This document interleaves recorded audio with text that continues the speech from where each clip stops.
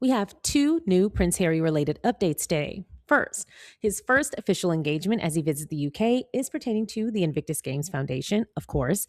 And then, second, we have an update on the ruling regarding his lawsuit against the Associated Press. We have so much to get into, and of course, I have opinions as always, so let's get started.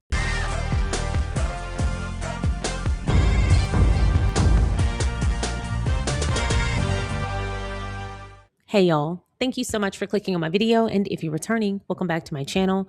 Today we're going to discuss two topics related to Prince Harry, but before we do, if you haven't already, please don't forget to go ahead and like this video by hitting the thumbs up. Feel free to hype this video so that more people can find the channel, and if you haven't already, please don't forget to subscribe and comment. Good morning, welcome to this beautiful sunny day, and I'm delighted to be here to announce Birmingham as the host city for the Invictus Games 2027. For our first topic, we have to talk about Prince Harry making his first official outing in the UK. Now, this article is coming from People magazine, written by Stephanie Pettit and Simon Perry, titled Prince Harry Makes First Official Outing of UK Visit in London Amid Security Saga. The Duke of Sussex attended the 14th Invictus Games Foundation conversation. Prince Harry is back in the UK ahead of the 2027 Invictus Games. The Duke of Sussex returned to his home country this week as his adaptive sporting competition for service personnel and veterans and their families prepares for the 2027 event taking place in Birmingham, England. Now, yesterday I asked y'all, am I saying it right? Because from my understanding, it's Birmingham. And I was getting a couple of comments prior to that saying, sharing it as Birmingham, emphasis on ham. And I'm like, well, I'm from America, and that's how we say Birmingham, Alabama. But this is in the UK, and I'm pretty sure it's supposed to be pronounced Birmingham, but let me know because I want to get it right. Why, after I asked for all that help, which thank y'all to those of you who told me, nope, Sharion, you're good to go. I came across a video today of several people in London saying Birmingham. And I mean, it was almost to the point where it was like, it happened a couple of weeks ago and I just missed the video. I just happened to see it today, but it was almost like that video made its way to me like, girl, please stop worrying your subscribers about this. You got it right. Move on. We don't want to deal with this no more. Like, IG is sick of my mess. But yes, I was saying it right, thankfully. But there is a Birmingham, Alabama. And yes, you would emphasize, I don't know about emphasize, but you would pronounce the ham in that Birmingham. But Birmingham, England, it's kind of all together. Now, what's funny, and this is no shade at all, this is just about me learning how to pronounce things that are in the UK versus over here. I looked at that and I said, while I'm saying Birmingham and debating whether it's Birmingham or Birmingham, it could be something completely different, like cob swallop. Like I've seen words that I'm like, not one of the letters that I'm making the sounds for is in this word. And I need y'all to let off my back. Because I have seen some insane names, and not just in the UK, but here in Texas, I mean, here in America too, we have some crazy names and crazy words that don't look anything like what they sound like. So I just ask for a little grace as I get on board, and Siri can only help me out so much. I mean, she be doing her best, y'all. But anyway, thanks for helping me out, y'all. And thanks to the video making its way to me to go ahead and seal the deal on that so I can move on. So let's move on. After arriving in the UK the previous day and making a surprise appearance at the premiere of friend and photographer Misan Harriman's documentary premiere, Shoot the People, Harry attended the 14th Invictus Games Foundation conversation From Policy to Practice at Chatham House in London on Tuesday, July 7th. Wow, that was a long sentence. My goodness. He wore a dark suit with his household regiment guards tie in the hues of the Blues and Royals, his former regiment in the British Army. I love how he continues to pay respects to his time in the military and how dedicated he is to service, even in small ways like that beautiful tie. I've actually mentioned that that's my favorite color combo, not even realizing that that had any military significance whatsoever. So now I'm glad to know that. Prince Harry turned and gave a smile and waved to those gathered outside Chatham House before heading inside for the event, which explores how nations can learn from each other to strengthen paths to recovery and improve rehabilitation. Now, something I will say about not just these IGF conversations, which I was blessed to be able to attend the one in Dusseldorf, but one of the things that I love about not just these conversations, but just Prince Harry's work overall, there is this overarching vibe or just overarching message or purpose of unity. And that is something he is really good at. It makes sense why he fit in so well in military service. But something that I've noticed in everything he does, it always comes back down to unity. He is a great connector, a great unifier. That is the sign of a true leader. Everything he does has this let's reach across the aisle in a realistic way, not toxic positivity, not passivity.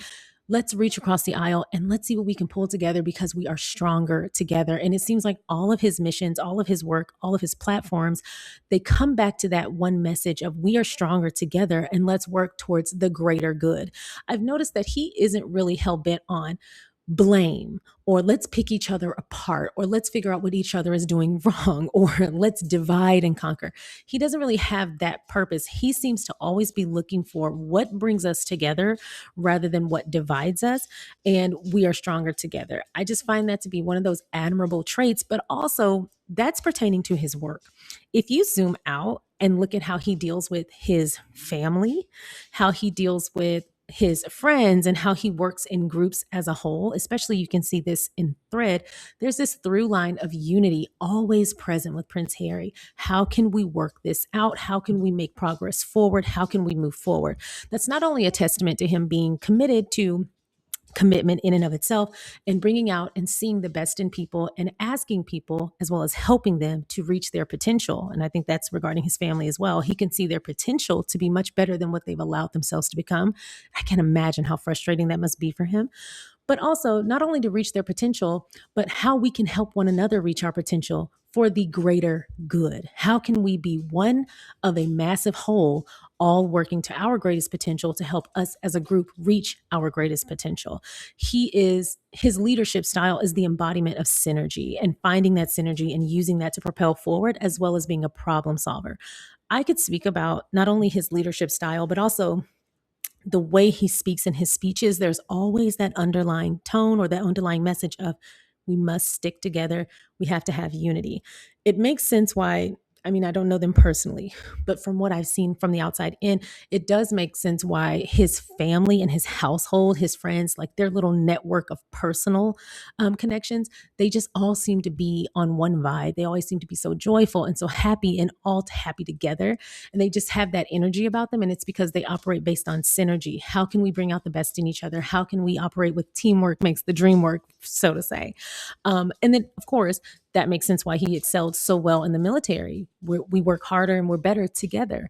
It makes sense why the people that work with him, the people who join up for IG, the way that everybody comes together. I even said there was like an energy present in Dusseldorf on the Invictus campus. It just felt like everybody was riding a high together. Like we were just happy to be there. And I felt so welcome, even though I wasn't competing and I wasn't there to watch any specific person compete. Like I wasn't part of a family unit.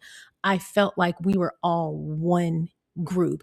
Even though there were competitors, there was this mutual respect and love between the competitors. And there was just an energy present. If you attended, then you can kind of speak to that in the comments if you'd like. I'd love to hear you elaborate on what you took from that. But anyway, based on how he speaks, based on his leadership style, based on the things that we've seen of Prince Harry and Meghan as well, this includes her as well, there is just this, we are better together. We can all reach our full potential as long as we reach across and help one another. So this policy to practice, how can nations work together to learn from each other?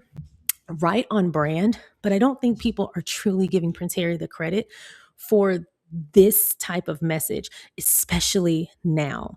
We are in a time of such great division, not even just nation to nation, but hell, within the nation. I mean, there are times where I'm like, we are looking at a real civil war. Like January 6th, a couple of years ago, was like, oh shit, they're kicking things off right now. Like, my goodness. I mean, I laugh to diffuse the tension, but it's not a laughing matter. It's not funny. It's terrifying to have people who have such visibility like Prince Harry always talking about not just reaching across the aisle and he's not preaching passivity, which I appreciate. A lot of people, politicians tend to preach like take the high road, ignore passivity.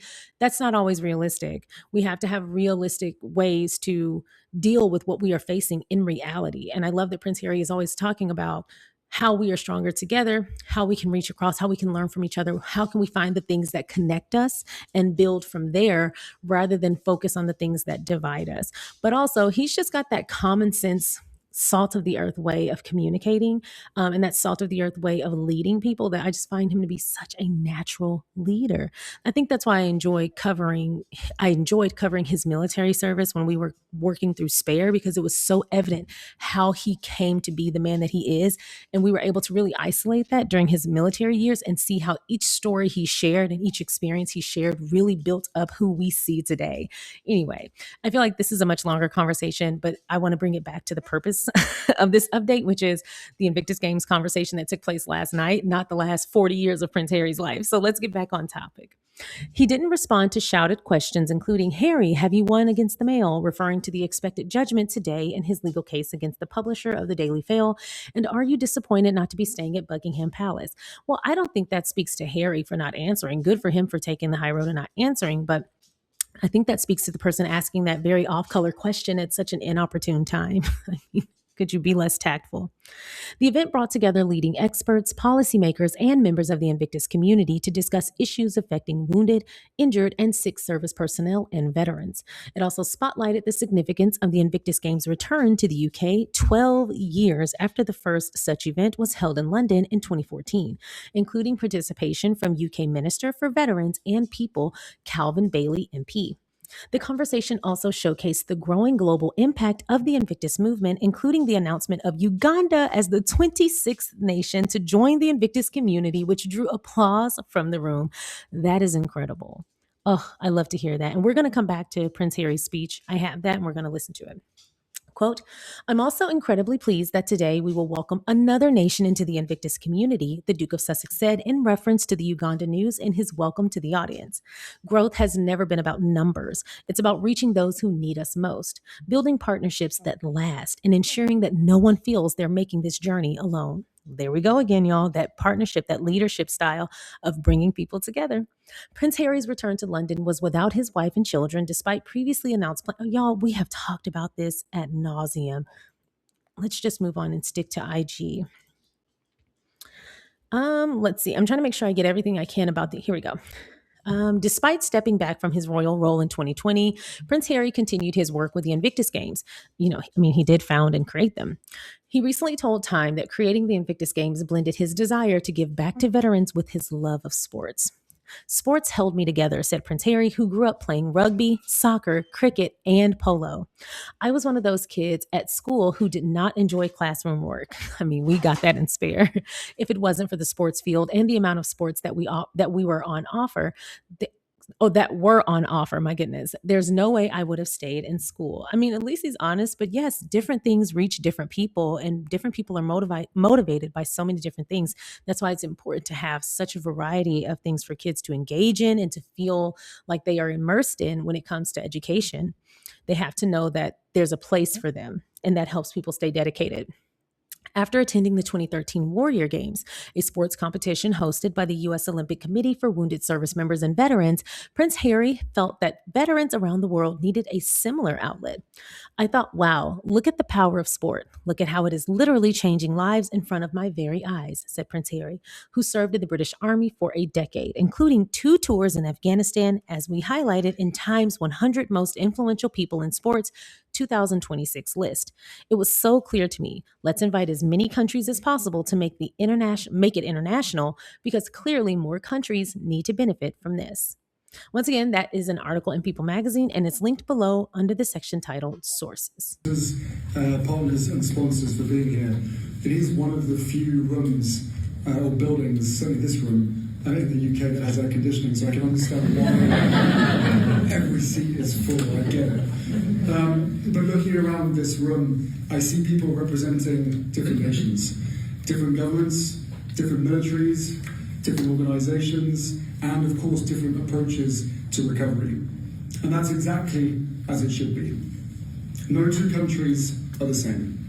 No 2 healthcare systems are the same. And no 2 military cultures are the same either. And what brings us together is far more important than what sets us apart.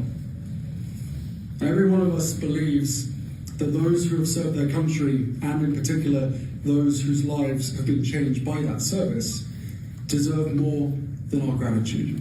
To keep moving forward, even when the road ahead looks uncertain. And that unconquered spirit isn't unique to one nation. It belongs to all of us. And recognizing that shared humanity is what has allowed this community to grow beyond an event into a global movement. Each country represented here is writing its own chapter. Some have well-established recovery pathways, others are only just beginning their journey. Neither is more important than the other. So, how do we remove barriers?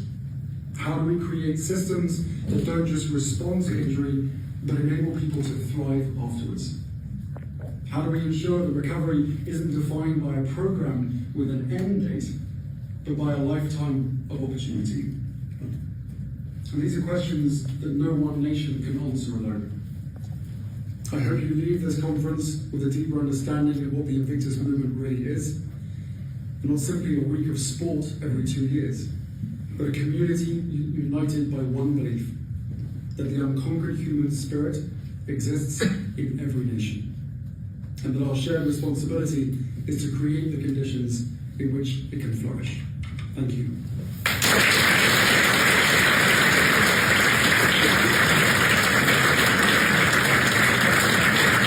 I glanced down at my phone to see a text from the head of our security team, Lloyd. He needed to see me. Lloyd told me that our security was being pulled. He and the whole team had been ordered to evacuate. Surely they can't. I would tend to agree, but they are, he said. So much for the year of transition. The threat level for us, Lloyd said, was still higher than for that of nearly every other royal, equal to that assigned the Queen. And yet the word had come down, and there was to be no arguing. So here we are, I said. The ultimate nightmare. The worst of all worst-case scenarios. Any bad actor in the world would now be able to find us, and it would just be me with a pistol to stop them. Oh wait, no pistol. I'm in Canada. I rang Pa. He wouldn't take my calls. Just then I got a text from Willie. Can you speak? Great. I was sure my older brother, after our recent walk in the Sandringham Gardens, would be sympathetic. That he'd step up. He said it was a government decision. Nothing to be done. But my own family's complicity? That was going to take longer to get over. Pa's office, Willie's office, enabling these fiends, if not outright collaborating? Their silence was an undeniable fact. And that silence was damning. So, speaking of Prince Harry, we also have an update on his lawsuit against Associated Newspapers. In an article from the Associated Press, the title of this article is Judge Dismisses Prince Harry's Privacy Invasion Lawsuit Against the Publisher of the Daily Fail. This was written by Brian Melly. Prince Harry's final lawsuit aimed at taming the British tabloids ended in defeat Tuesday as a judge said he failed to prove his privacy invasion claims against the publisher of the Daily Fail. Justice Matthew Nicklin rejected the broad inferences the Duke of Sussex relied on to try to show that Associated Newspapers Ltd engaged in unlawful activities. He said there was a shortage of evidence to support the claims and found a possibility that the reporting came from legitimate sources. Quote, in substance, the claimant's case invites the court to conclude that because the information was private and because Associated cannot positively explain how it was sourced, the article must have been unlawfully sourced, Nicklin wrote. That is not a permissible approach. I mean, I find that to be a bit frustrating because it's almost as if saying putting your hands up and claiming you don't remember is a valid defense. Especially when there is evidence showing that you have used unlawful information gathering techniques and you have used unlawful sources in the past. Just saying, well, I just don't remember if we did or if we didn't. That defense holds up in court. I find it to be extremely unfair. I find this to be a very poor judgment call, but at the end of the day, it is what it is at this point. Let's continue. The ruling scuttles a bid by Harry and 6 others, including singer Elton John and actor-model Elizabeth Hurley, seeking substantial damages, but could leave them with massive legal bills. A&L put the legal costs for both sides above £50 million for years of case preparation and an 11-week trial. Look at how much you can win by just simply saying, I don't remember. I think this is extremely negligent to have this ruling turn out this way, but we can only wait and see what comes of this. The publisher called it an overwhelming victory. I bet it is. To get away with crimes, I bet it is an overwhelming victory for you, and a magnificent vindication of the fail's journalism.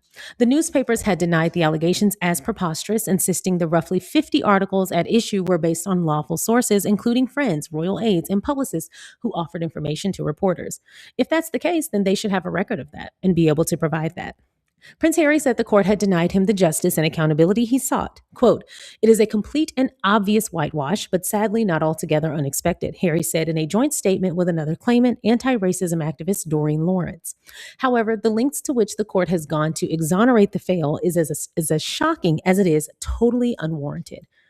I love that he does not hold back in his statements. He tells it exactly like it is, and this is part of history. It is imperative that these statements and that these responses and that these public declarations are very honest and very clear, and I appreciate that he doesn't mince words.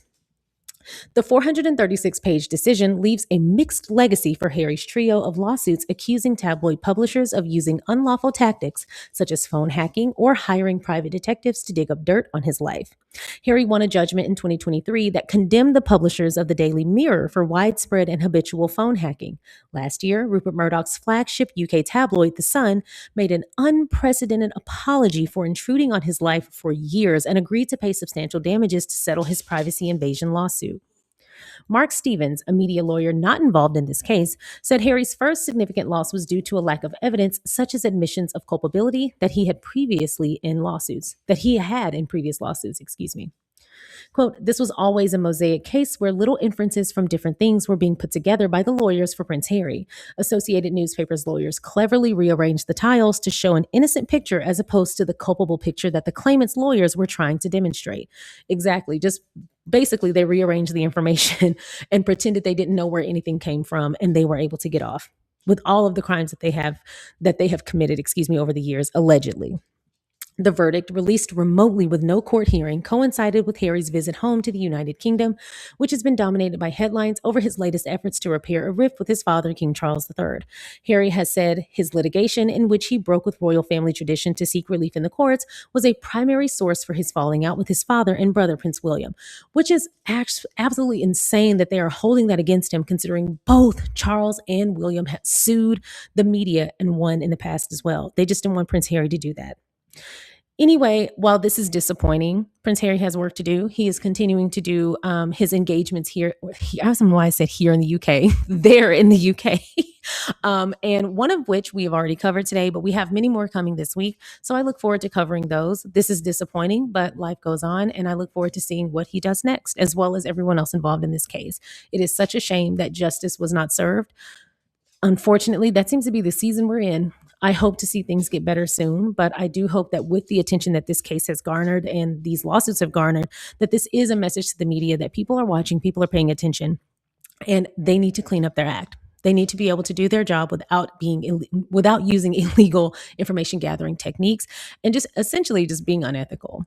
Anyway, what are y'all's thoughts on this article from the Associated Press? What are your thoughts on Prince Harry's Invictus Games Foundation conversation from procedure to policy or policy to procedure? Y'all let me know in the comment section below. Thank you so much for watching the Sharion Sade YouTube channel. I appreciate you watching my content. If you haven't already, please don't forget to go ahead and like this video by hitting the thumbs up. Please don't forget to subscribe by hitting the subscribe button. And don't forget to comment along the way. If you feel so inclined, please don't forget to share so that more people can find us. Once again, thank you so much for watching. Now let's get back to the video. So those are my thoughts on these two topics for today. As you know, Prince Harry's engagements will continue this week. And of course, I will be covering them and sharing my opinion. Please don't forget to share your opinion in the comment section below. And for those of you who have yet to subscribe, please don't forget to hit the subscribe button. Don't forget to like, share, and hype. And for members and Patreon members, both of you have new videos that have already gone up this week, so I hope you enjoy. Thank you all so much for watching. If you haven't already, don't forget to like, subscribe, share, and I'll see you next time. Bye.